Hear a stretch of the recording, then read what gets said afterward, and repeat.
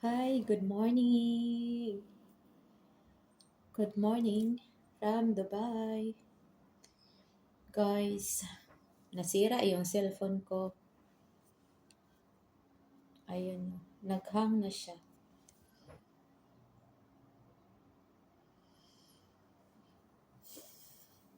Naghang na. Ito yung lumang cellphone ko. Naghang siya. Ayun, i-off ko ha. Ayaw ma-off. Ayaw na ma-off. Ayaw din ma-touch. Nasira na yung lumang cellphone ko, guys. Ay, nako. Nandito pa naman yung WhatsApp ko. Paano ako makontak ni Amo? Try ko nga tanggalin tong SIM.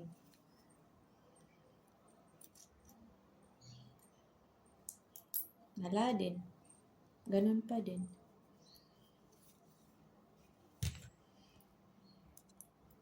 Pag tumawag yung amo ko, ala, naghang. Ayan o. Yung SIM card ko, salat. Ay, blurred. Paano ba? Eh, nasira yung cellphone ko.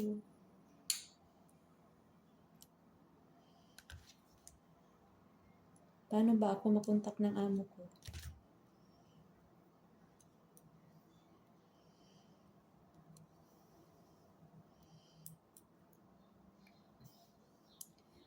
Gusto ko kasi to kasi maliit lang.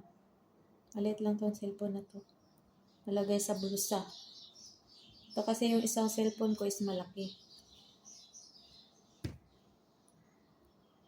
Ayaw ko naman palaging ilagay sa bulsa kasi mahulog. Ito kasi maliit lang. Matagal na kasi ito. Siguro 5 years na. Kaya nagloko na rin. Ilang beses na rin to nalaglag, nahulog sa bowl na may tubig. As in, gumagana pa rin siya. Bilib ako sa cellphone na to. Ganyan talaga pag original ba. Original na phone. Ayan, hindi na mapasok. Paano ba?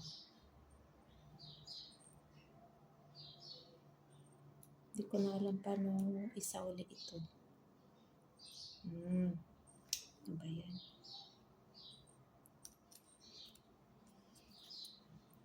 Wala pa rin nangyari. Ala.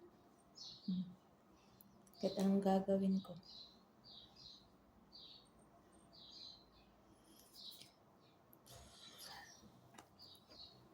Wala, naghang na siya. Nangyari na ito dati. Inantay ko na lang siya malubat. Tapos, yung ginawa ko is chinards ko. Ayun, gumagana na uli. Pero antayin ko pa siyang malubat. Mamaya pa ito malubat 95% pa lang. Ang dami kong memories dito. Wala na talaga. Kahit anong gagawin ko. Antayin na lang malubat. Paano mag-chat yung amo ko? Paano kung magtawag? Diba? Wala na. Ay, nako. Importante talaga pag may cellphone.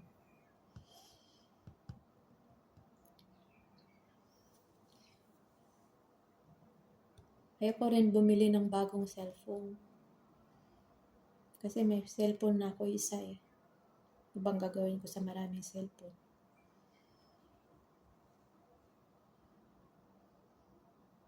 Buti kung may business ako, di ba? Tapos online. Need ng maraming cellphone. Okay lang yun. Palit-palitan. Ay, naku. Ayaw na talaga. Ano bang gagawin? Naku. Agang-aga. Alas 8 pa lang eh. Alas 8 pa lang ng umaga, 8:19. Yung malis yung amo ko. Malis yung amo kong lalaki maaga, tsaka yung babae. Kasi yung alaga kong lalaki is, ano kasi yun? Naughty. Matigas ang ulo. Hindi ko alam kung i-spill yun sa school. Kasi sabi ng alaga kong babae is, pag negative 6 ka raw, i-spill ka na sa school. Si Jad daw is negative 6. So, nagpadala yung principal doon ng,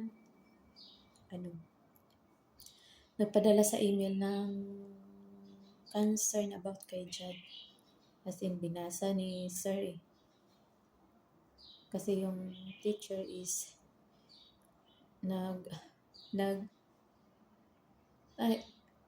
di ko alam nandun ba sa klase. Tapos si Jad is tumatakbo doon, tumatalon-talon doon sa school, nagtatakbo. Sinabi daw ng teacher is sit down. Ayaw daw. Pero marami din nagre-reklamo sa kanya. Yung alaga kong lalaki. Yung bus nanny nila, nagre-reklamo din. Complain siya about kay Jad. Kaya yung bus nanny nila na old, nag-transfer sa another bus. Kaya yung bus nanny na bago, nagreklamo din siya. Nagreklamo din siya about kay Jad. Kasi mahilig yun mambuli eh, sa loob ng sasakyan. May bago silang yung sumakay doon sa school bus, binubuli ni Jad, umiiyak daw doon. Kaya nag-complain yung bus nanny. Tapos sa football naman, yung coach nila is nagreklamo din. Sa lahat lang ng bata, ayun yung alaga ko lang na hindi nakikinig. Takbo lang siya ng takbo doon sa field. Tapos sabi ng coach, Jad, sit down. Sit. Ayaw. Sabi na, tapos tinatawag ako kasi ako yung kasama. Sabi niya, sabihin niyo, kasi British yung coach niya. Sabihin mo nga yung alaga mo na sit down. Sabi ko, Jad, sit down. Come. Come here, sit down here. Tapos ayaw nakinig. Kami ng dalawa ni Katrina, yung nanny. Sabi ni Katrina na, Jad, halika dito, umupo ka. Tapos, tsaka na lang siya umupo.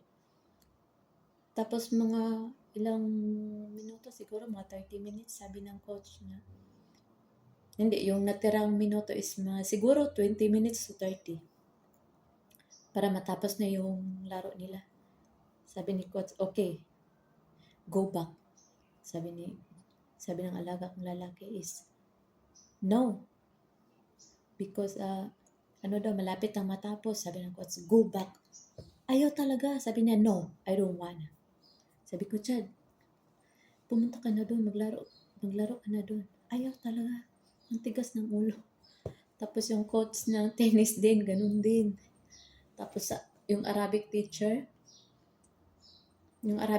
is local eh. Local.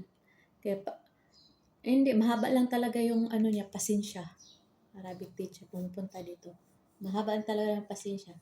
Yan, inano niya si Jad. Parang nilaro niya, marunong siya makipaglaro kay yung sa alaga kong lalaki. Matigas din yung ulo. Pati yung mommy at daddy niya, parang nag-ano din sa kanya kasi matigas nga yung ulo eh. Tapos inaaway pa yung kapatid niya, yung twins niya, na babae, inaaway niya. So yung dati kasi, di ko alam kung paano, nag-away sila, hayaan ko lang dun, bahala kayo mag-away dyan. Pero ngayon, alam ko na kung paano siya i-stop pag mag-away sila. Pag mag-away sila, kikilitiit ko si Jad, yung parang nilaro-laro ko. Tapos mag-stop na siya. Tapos sabihin ko, tara, punta tayo ng park maglaro. Sabi naman niya, sige, punta tayo doon kila Kira kasi gusto niya doon sa bahay nila Kira maglaro.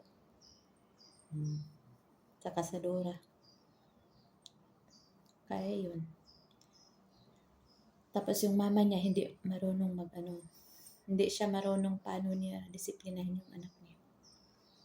Pag mag-aaway yung dalawang bata, sisigaw din siya. Magsasabihin din niya, stop, stop! Magsisigaw din siya. Hindi niya alam kung paano ba kontrolin, disiplinahin yung anak niya. Diba? Patuga-tuga mag-anak, di ka mo kabalo mo disiplina sa yung anak. Iniisip ko, pag anak ko to, nako, kanina pa, hinampas ng sanga ng bayabas, hinampas ng kawayan, hinampas ng sinturon.